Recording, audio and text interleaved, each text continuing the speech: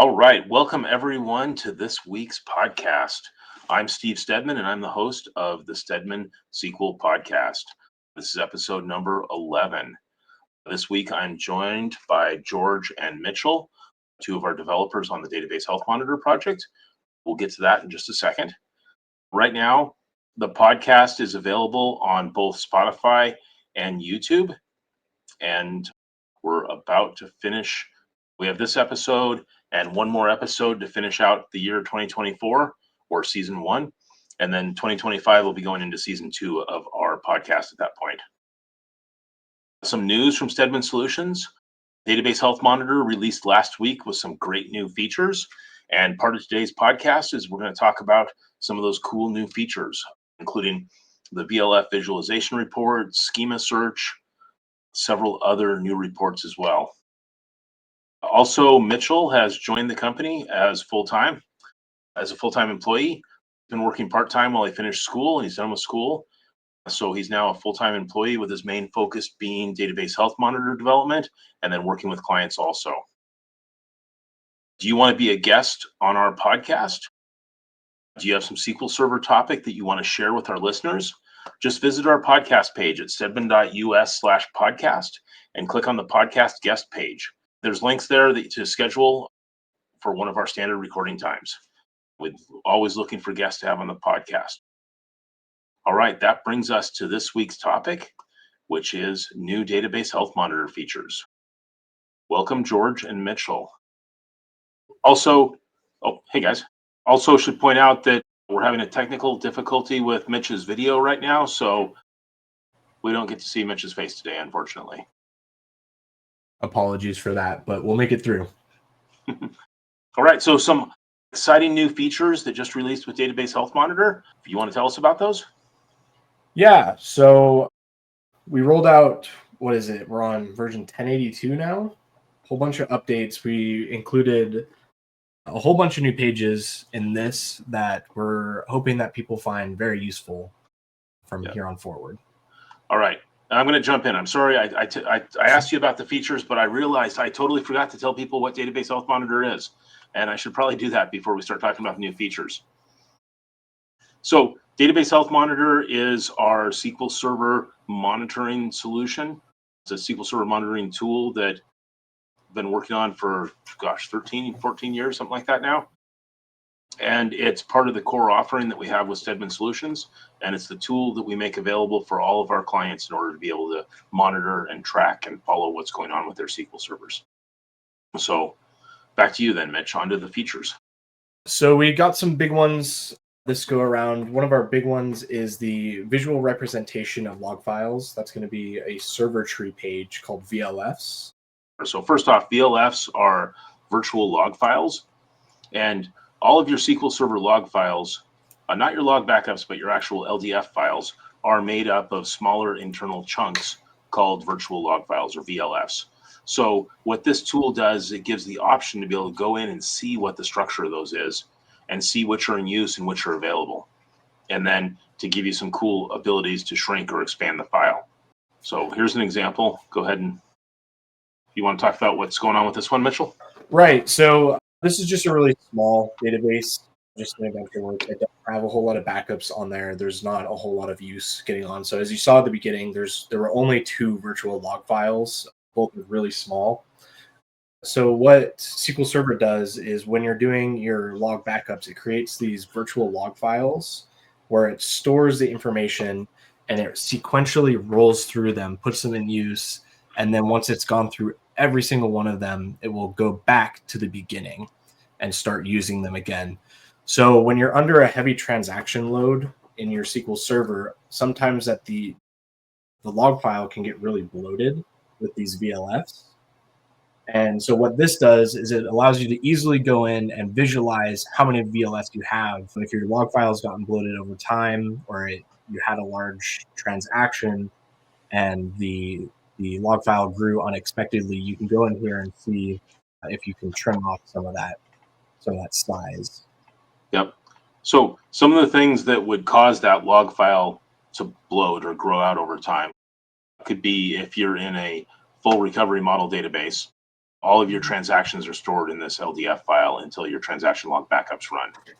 And if something happens and your transaction log backups aren't running for a little while, the file can grow quite a bit, and then you need to come in and clean it up once in a while. The other thing is, if there's something that's holding a transaction open for a really long time, really big transactions can cause it to bloat. And hopefully that's the kind of thing that if you see that happening, you can figure out what those big transactions are and clean it up a little bit. Do you have an example of one we can click on there, Mitchell, that has more VLFs showing? Yeah, let me look in here. I don't have any personally. I think on MultiSQL, SQL 2022, there's a bunch of databases there, but I think Bad VLFs is one of the test databases. There we go. And actually, yeah, there we go. So we can see that this has a bunch of VLFs, and this is set up to grow percentage-wise, which is a configuration that you probably want to avoid. You can see that they're growing sequentially bigger and bigger. But we created this tool so that you can actually shrink your VLFs in Database Health Monitor. So you don't have to take a script and run it in SQL Server itself or in Management Studio itself. You can simply just choose the size that you want to shrink it down to. And this will auto-select the smallest size possible based on what is last in use. And you can simply just hit shrink file.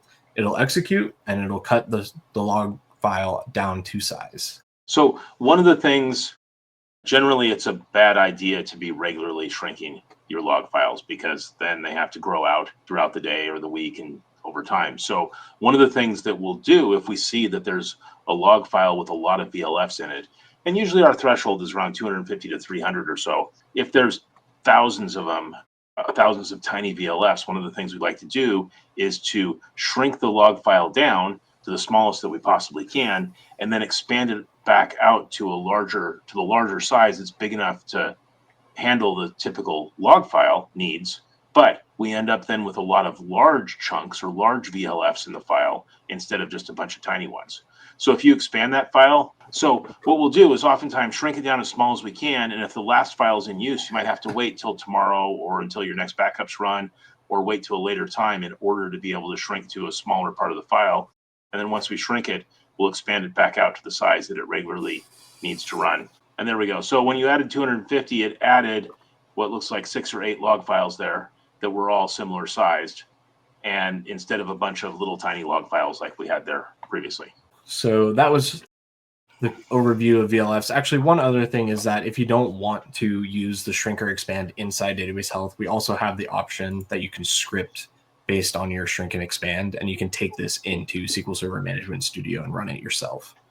Yep. And you know what's interesting on this is in the 3 or 4 week period from when you'd completed the code on this report until we actually had it deployed, I was probably on 3 or 4 different client calls where I wish I would have had that feature to work with them, where we had to go through and manually do it the old way, create scripts and manually go through and try and figure out what that log file looks like. Right. We're hoping to get a whole lot of use out of this one going forward. All right. So what's the next one?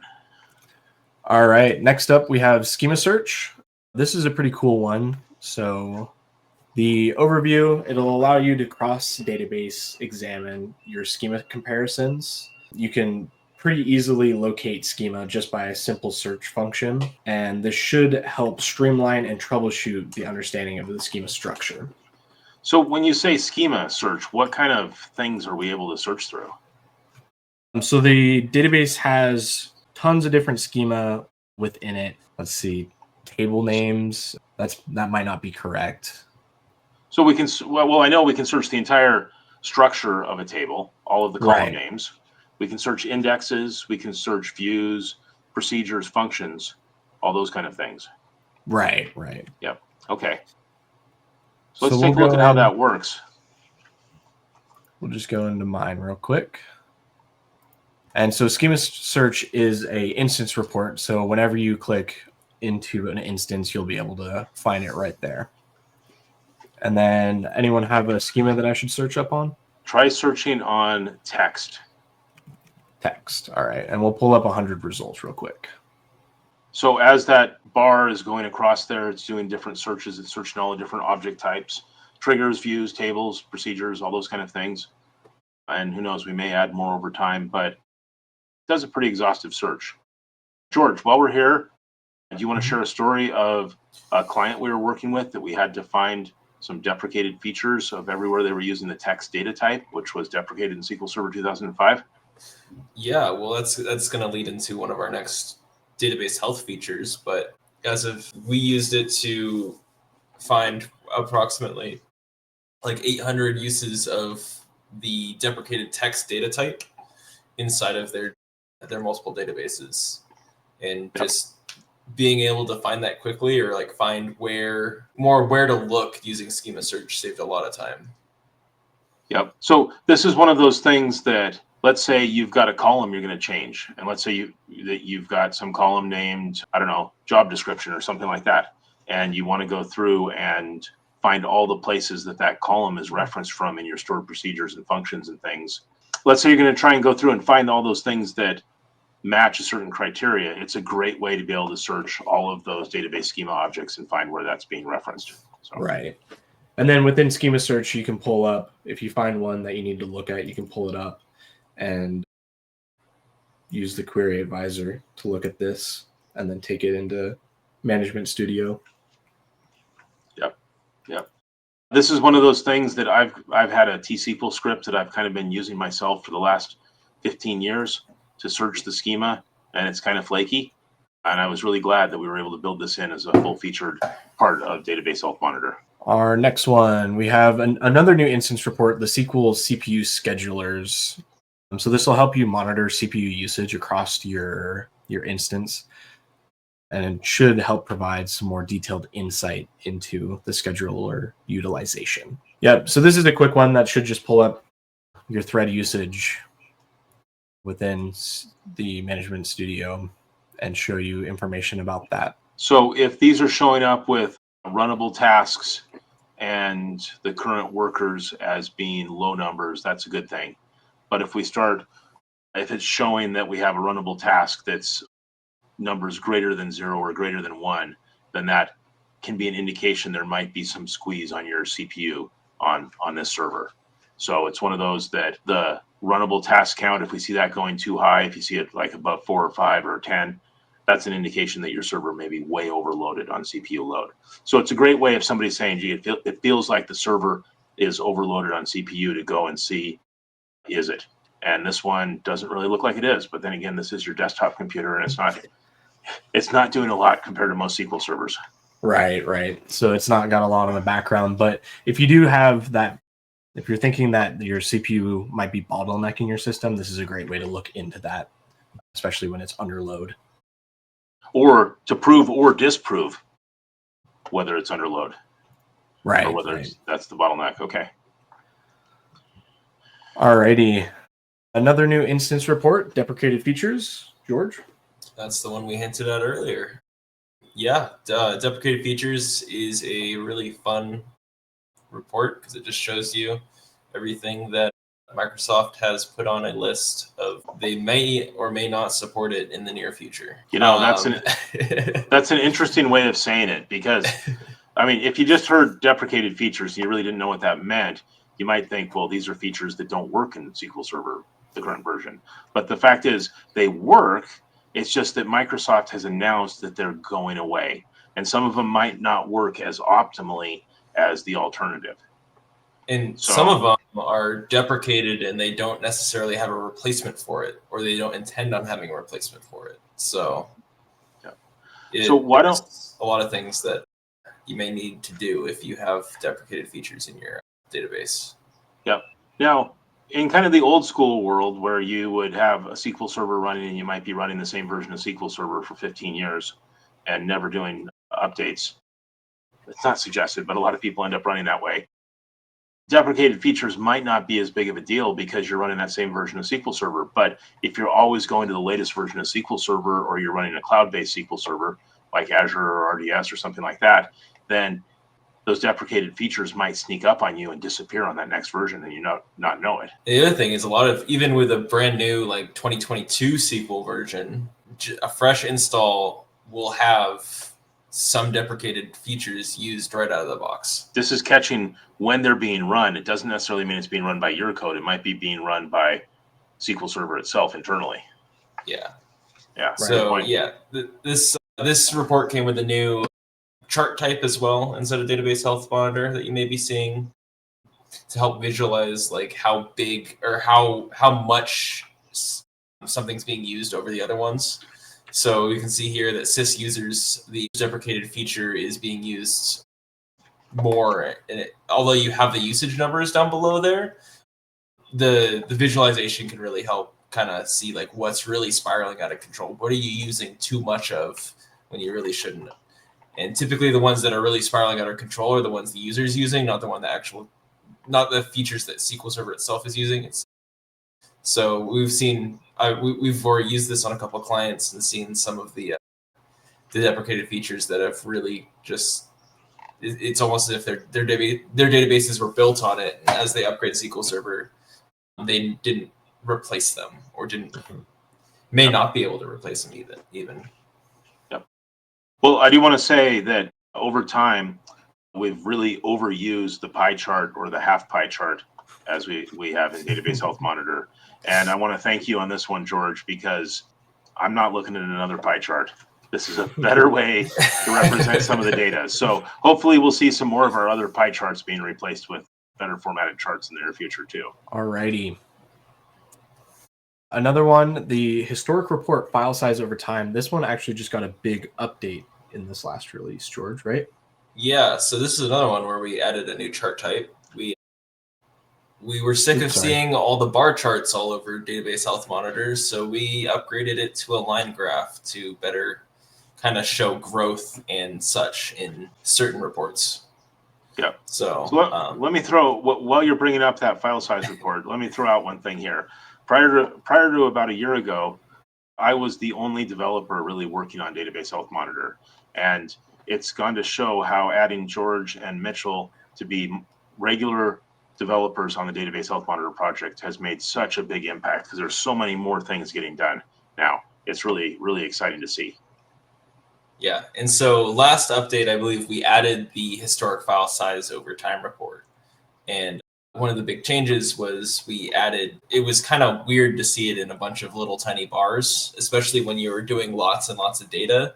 And so the lines kind of help connect and show your growth habits of the SQL Server better than the bars do.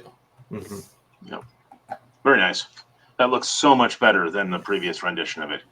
Yeah, and the other thing is the line chart, if there's missing data, so say like for whatever reason the reporting queries weren't being run and there's a giant hole in the middle of your data set, the bar charts would just drop off to nothing in that area. And I believe the lines actually just connect the last point to the next point. So it's not like you just didn't have any growth there and you aren't unable to visualize it.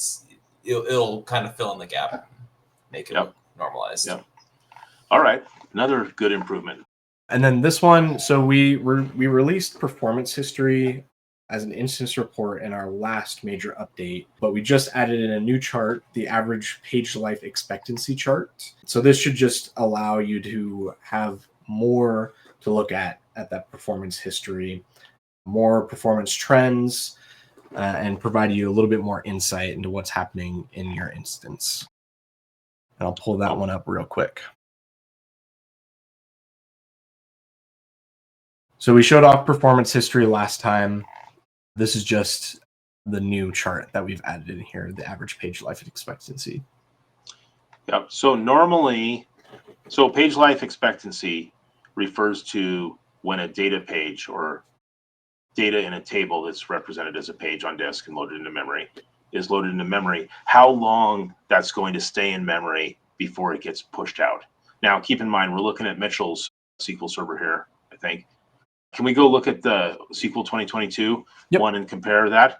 So on a well-behaving SQL Server, we should see the page life expectancy going up over time if it has plenty of memory. If it's squeezed on memory, so like right here, we're seeing average page life expectancy just goes up and up and up. That tells me that there's more than enough memory on that SQL Server so that those pages aren't getting pushed out of memory. Now, then we hit a point where it drops down to 0 and starts growing up and up and up again.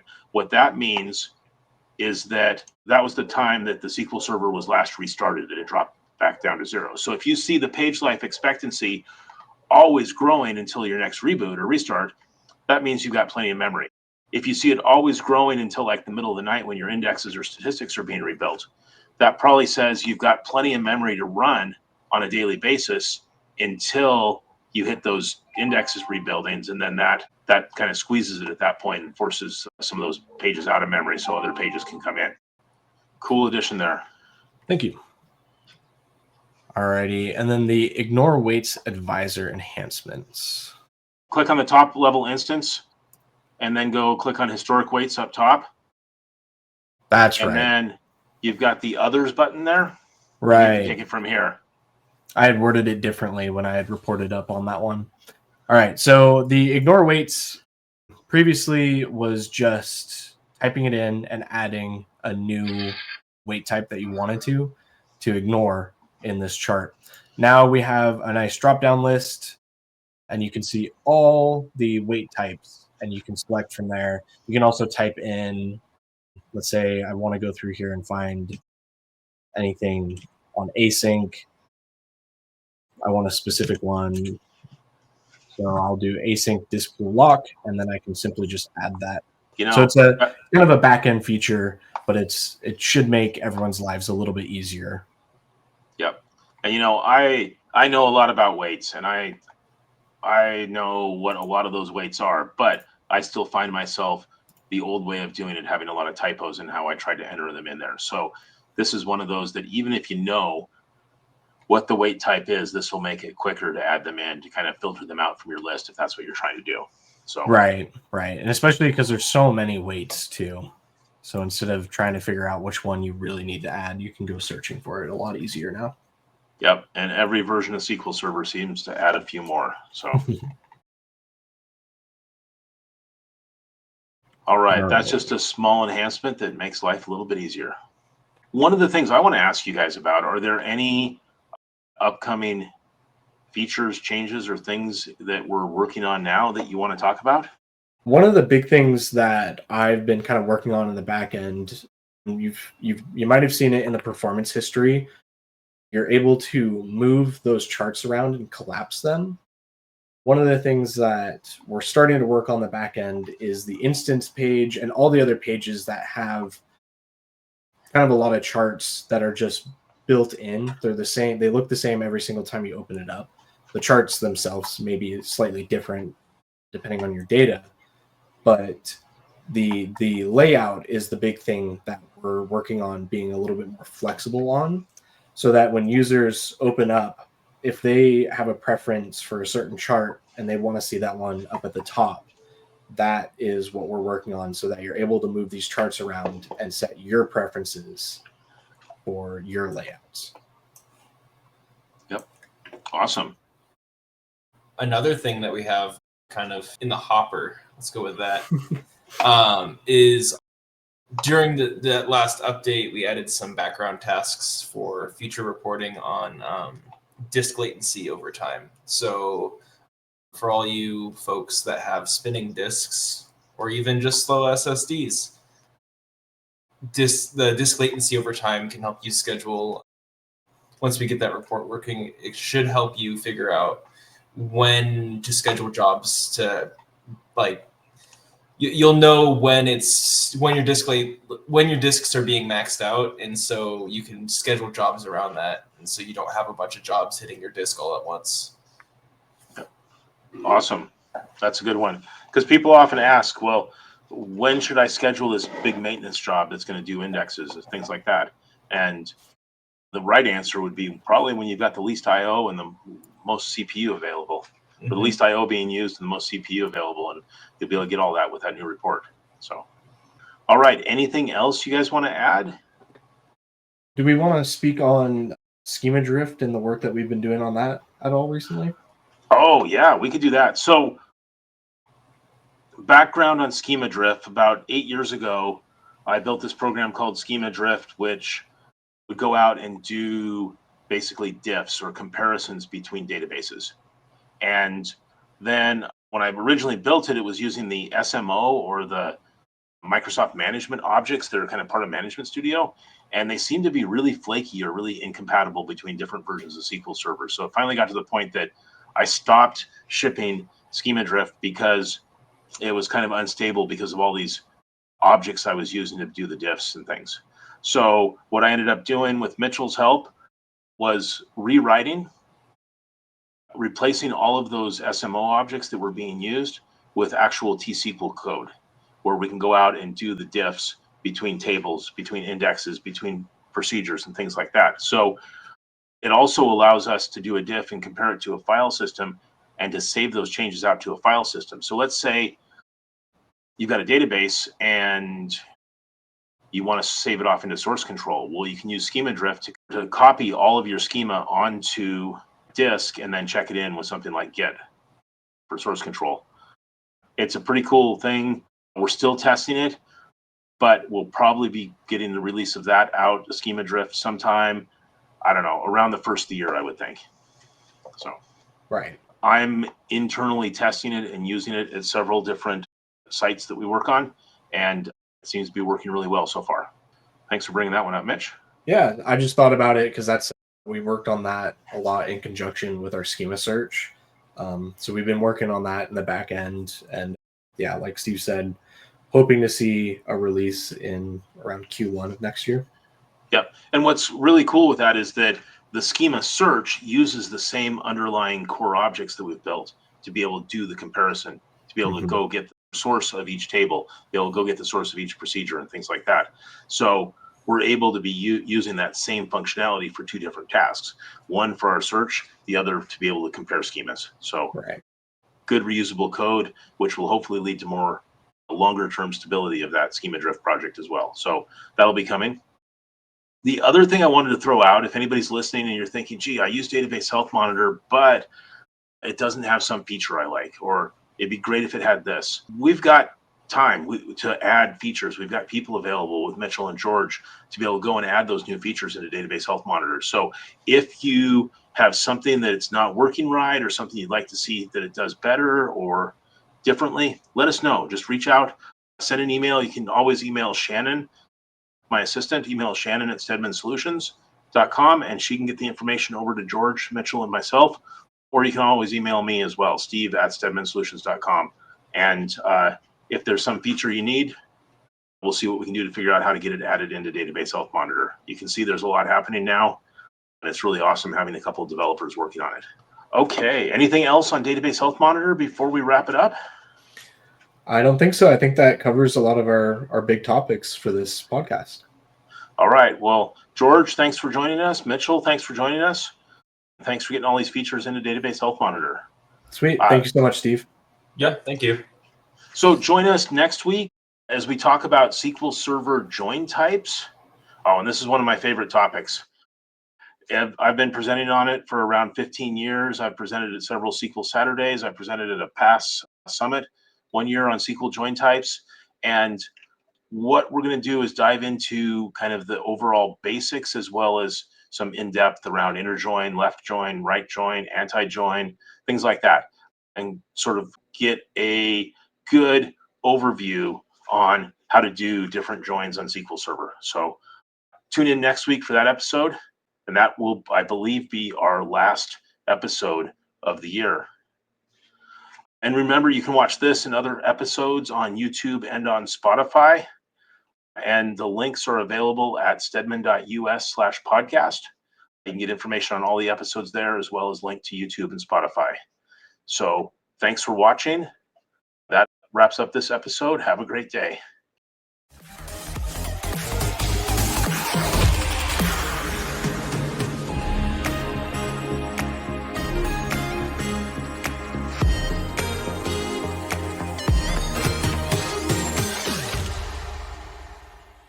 Thanks for watching our video. I'm Steve, and I hope you've enjoyed this. Please click the thumbs up if you liked it, and if you want more information, more videos like this, click the subscribe button and hit the bell icon so that you can get notified of future videos that we create.